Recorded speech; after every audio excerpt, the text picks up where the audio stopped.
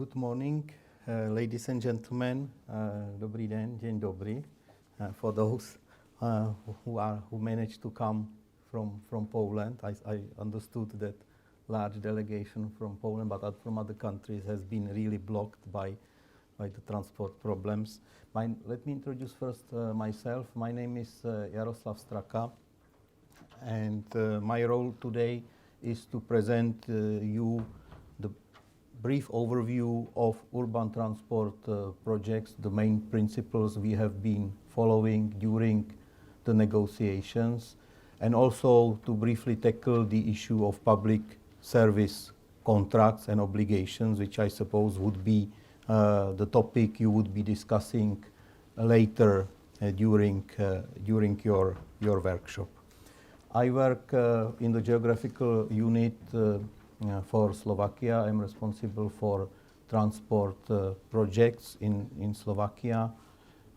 Before I was working for the Polish desk, again dealing with transport. And I'm here today also on behalf of my colleague Vincent Leiner, who cannot be unfortunately here, and who is from the coordination unit within DG Regio, because we have kind of a matrix, we call it matrix structure, where the geographical units participate together with the respective coordination units in order to facilitate the exchange of information flows and to ensure the harmonized approach within DG Regio. As regards the urban mobility, as you well know, this is very crucial for the functioning of transport of towns and cities, and the quality of life of citizens in towns and cities, as well as for the enterprises and for the business environment. So that is why EU funding is of course present, and it's very important domain.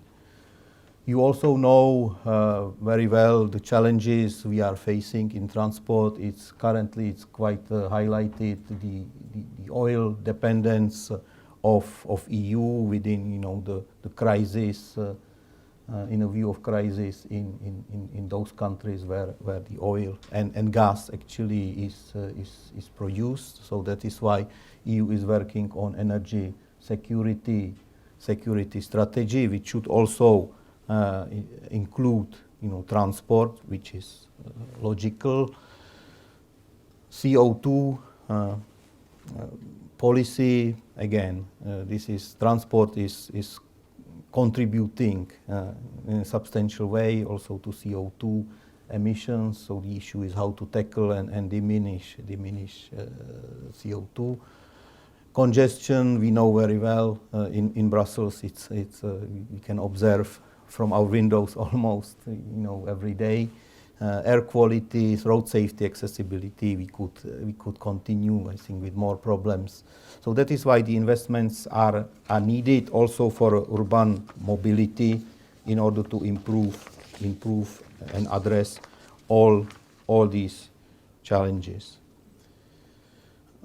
As you can see, what EU has been contributing and is envisaging to contribute in 2007-2013 for urban transport type of projects, EU has contributed about 8 billion euro, which is supposed to increase in 2014-2020 programming period to 11 or 12 billion respectively, which is about 40% increase, due also to the need to address the issues and problems I mentioned before. Altogether, 24 countries, 24 member states will benefit out of it, 15 cohesion countries, logically, which account for 80% of the budget. You can also see the most important beneficiaries of urban transport projects, which logically are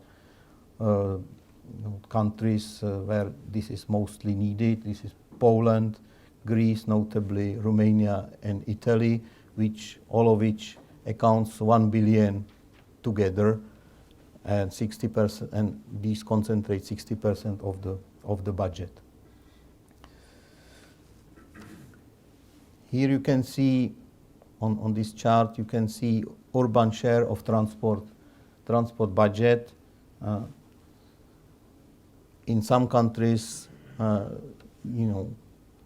urban, the whole transport interventions, because of our policy, are concentrated to urban type of interventions, whereas rather in cohesion countries, urban transport intervention account between 15, 20%. So you can here see the magnitude, how the member states have decided to choose to address urban transport during the programming exercise.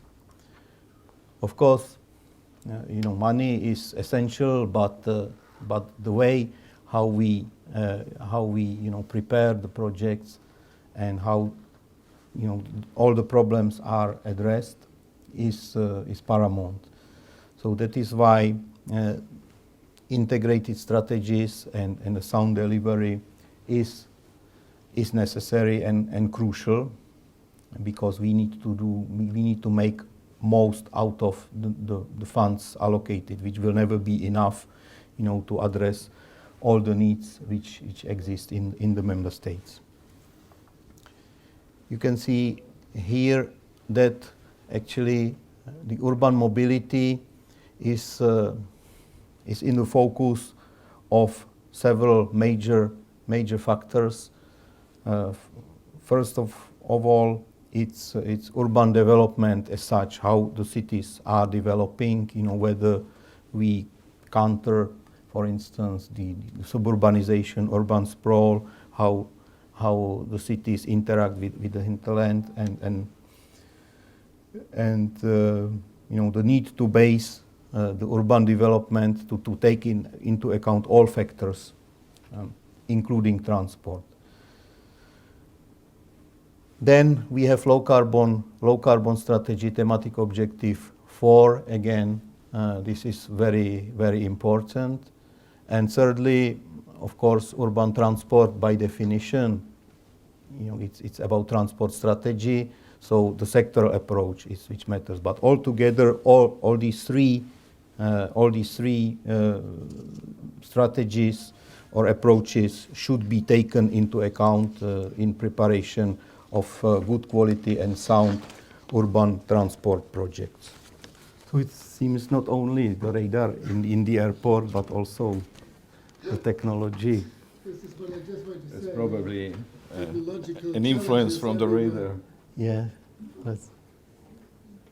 Okay, now we are back on track, so sorry for small interruption. So concerning the strategic approach, as regards thematic objective 4, the low carbon strategies are essential.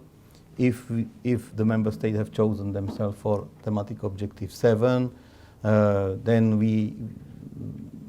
what was mandatory, what was recommended, was to prepare, sustainable transport plan, including the sustainable regional local mobility plan, and also, of course, to address the low carbon transport. Finally, as regards urban mobility, again, respective strategies had to be prepared. But irrespective which of these strategies was highlighted, what is essential that if the member states and the beneficiaries have decided to support urban transport, we have been recommending very strongly, and Jaspers is assisting in many countries in preparation sustainable urban mobility plans, which should provide comprehensive transport plan for the urban area, and also tackle the transport dimension of the low carbon strategy, and take into account, the aspect of urban development. When I mentioned sound delivery, this is of course what matters. I already mentioned Jasper's involvement, which we have very good experience in Slovakia. So I suppose the discussion today and cases discussed should convince you that it is really crucial to deploy technical assistance from the very beginning, because it's always the best if Jaspers is working with the beneficiary from the very beginning during the initial phase of the project, because trying to do the opposite is of course much more difficult. And we have I think very good experience with the Commission with projects which we know, and we know that Jaspers has been working for these projects for a long time, and we know the problems, we know how the problems have been addressed, and it's much more easier than to assess and adopt such a project if these are major projects. Of course, it is important to not to restrict in wherever appropriate only to city boundaries, but to go beyond wherever it's appropriate, and also to deploy innovative solutions or other types of technical assistance like peer-to-peer exchange. But I will speak in the meantime in order not to take too much time. When I was mentioning the thematic objectives, about 55% of the member states have chosen the thematic objective 4 for urban transport investments, meaning low carbon, whereas 25 is allocated under thematic objective 7, or 25% respectively under multi-objective priority axis.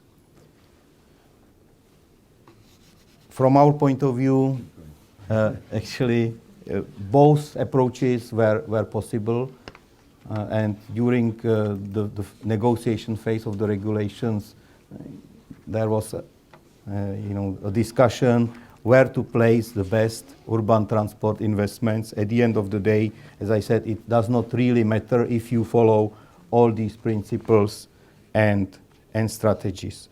And this should also entail proper selection criteria, which the countries or the member states where the OPs have been already adopted, which I suppose it's in the vast majority of cases, are obliged to prepare.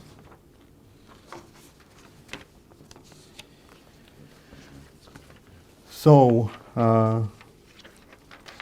from the programming to the implementation, urban transport projects should contribute to the attainment of the objectives of priority axis. That is very, very clear.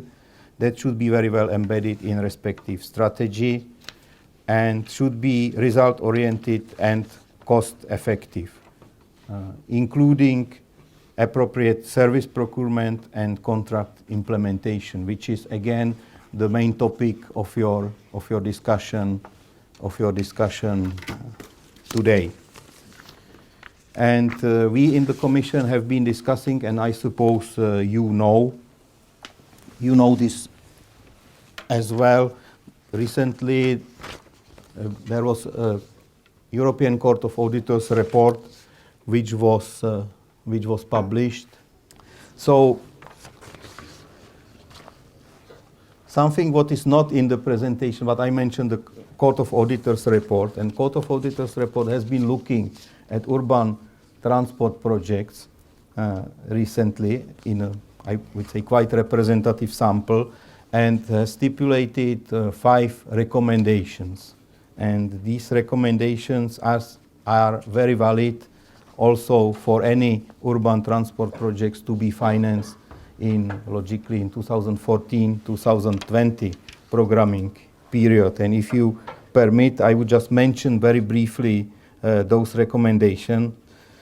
And this is that the first one was that the management tools will be put in place to monitor the quality of services and the level of user satisfaction, meaning, for instance, to put in place a minimum set of indicators with related targets to be included in operating contracts, which is again valid to the topic you would discuss today, or to use satisfaction surveys, because this is important. So this was recommendation number 1.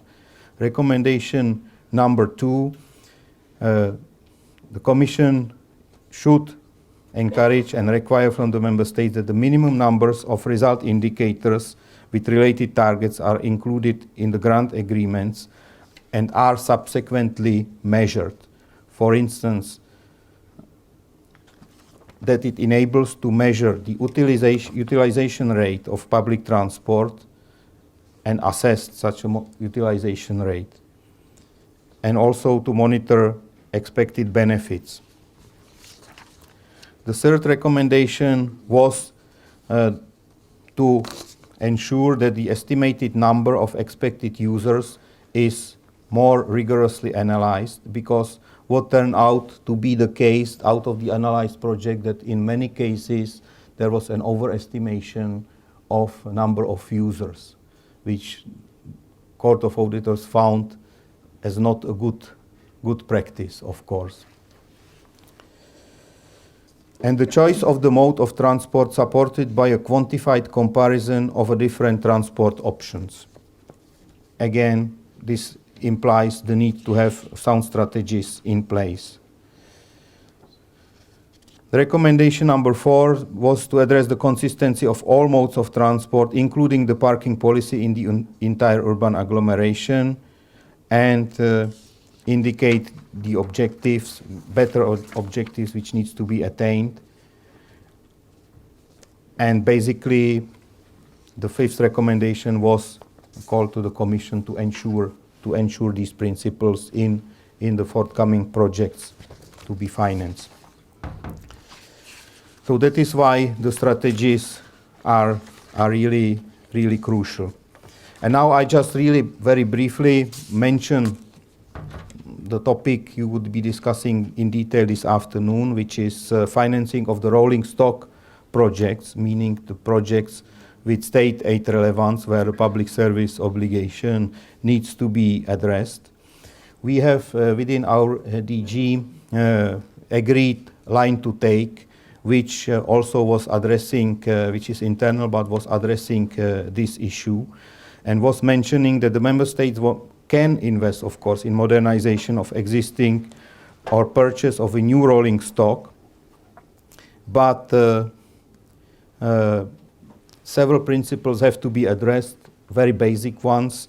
It should be linked very clearly to the improvement of the infrastructure, and in any case, the parameter values of the rolling stock have to match the parameter values of the infrastructure, which sounds obvious, but it was not obvious in all projects we have seen. In some cases, the operator was too ambitious and was trying to procure something which was maybe not necessary or was not complying with the parameters of the infrastructure.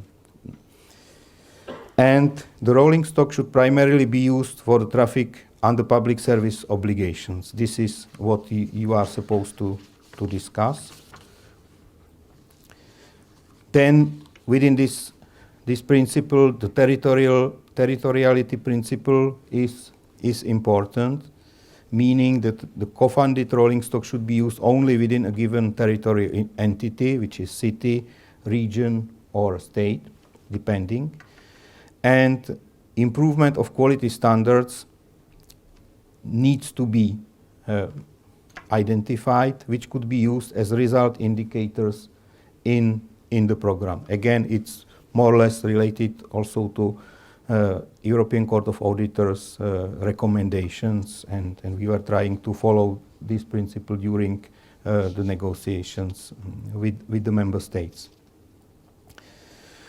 As regards urban transport and rolling stock and public service obligation, it is, when you go then deeper, it is important to bear in mind that there should be some qualitative elements included in a public service contract. Again, you will find these examples in the presentation. And finally, our experience when we have been negotiating the operational program integrated infrastructure with the Slovak Ministry of Transport. The colleagues are present today, so they could confirm. What we agreed that the parameters, what is clearly mentioned in the OP, that the parameters of the new rolling stock must be linked to the improvement of the railway or any infrastructure, and must be compatible with the parameters of transport infrastructure. Then we agreed that the principles of 1370 regulations have to be followed, and as regards the access and ownership of the rolling stock, what would be considered would be that to establishing a specific transport authority which could eventually be an owner of the rolling stock, and which could then, based on tendering procedure, provide this rolling stock to the operators. To conclude, for us,